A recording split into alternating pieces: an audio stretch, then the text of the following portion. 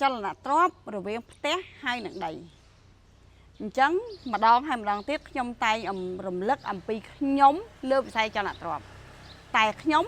នៅតែលើដីធ្លីទេមិនបានផ្ដោតហើយនឹងរៀបចំខ្លួន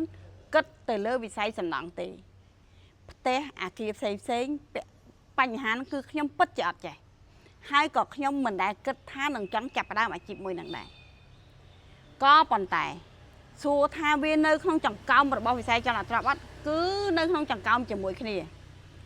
ក៏ប៉ុន្តែមូលហេតុព្រំដែនរបស់ខ្ញុំដែលខ្ញុំជ្រើសរើសតែដីយកមកលក់មូលហេតុ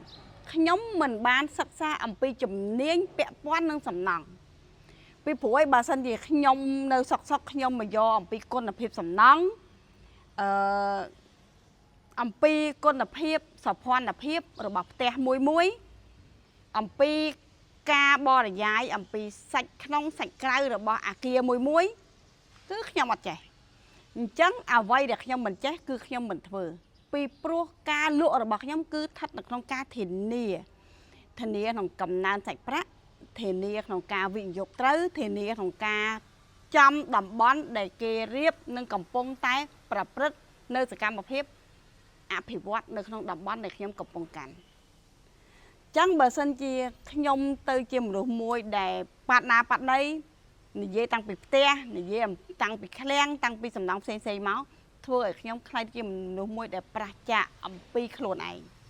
ខ្ញុំជ្រុលជាដើមមកដល់បច្ចុប្បន្ននេះ30ឆ្នាំលើវិស័យចលនាទ្រព្យគឺខ្ញុំមិនបានប្រះចាកម្ដងណាទេអញ្ចឹងជាក់ស្ដែងពេលដែលកូនក្មួយទាំងអស់សួរពីបញ្ហាផ្ទះសួរបញ្ហាសំណង់ផ្សេងគឺខ្ញុំតែងតែមានការបដិសេធពីព្រោះខ្ញុំព្យាយាមឲ្យកូនក្មួយទាំងអស់ស្គាល់អំពីខ្ញុំថាខ្ញុំធ្វើសកម្មភាពលក់ដូរតែដីធ្លីតែមុខគត់បើសិនខ្ញុំទិញដីណាដោយផ្ទះក៏ខ្ញុំប្រាប់ដល់ភ្ញៀវរបស់ខ្ញុំថាដីហ្នឹងគឺជាដីទទេដែរគឺផ្ទះហ្នឹងកំទេចចោលតែម្ដងនេះគឺជាហេតុផលដែលខ្ញុំតែងតែអំពាវនាវតែងតែផ្សព្វផ្សាយខ្លួនឯងថាខ្ញុំធ្វើសកម្មភាពលក់ដូរតែដីទេពីព្រោះដីប្រៀបដូចជាផ្ទាំងក្រណាត់មួយផ្ទាំងអញ្ចឹងអ្នករៀងទូចរៀងធំរៀងស្គមរៀងធាត់កាត់បានទាំងអស់ចំណង់ចំណូលចិត្តកាត់វែងកាត់ខ្លីចំណង់ចំណូលចិត្តបំបែកយ៉ាងម៉េចគឺស្ថិតនៅលើជាងនៅលើការច្នៃប្រឌិតរបស់យើងអញ្ចឹងដីគឺដូចជាផ្ទាំងកំណាត់មួយផ្ទាំងដែលតម្រូវចិត្តគ្រប់មនុស្សគ្រប់វ័យអូខេអញ្ចឹងមូលហេតុដែលគុណតម្លៃរបស់ដីដែលគុណប្រយោជន៍របស់ដីទទេគឺលក់គ្មានហួសសម័យគ្មានការបាក់ស្រុតគ្មានការព្រួយបារម្ភអំពីគ្រោះធម្មជាតិផ្សេងឃើញទេចង់ទិញដីទៅធ្វើឃ្លាំងធ្វើសាលារៀនមន្ទីរពេទ្យអាគារផ្សេងបណ្ណាល័យអាគារពាណិជ្ជកម្មធ្វើរោងចក្រធ្វើអីរហូតដល់ធ្វើកន្លែងបញ្ចុះសពទៀតគឺ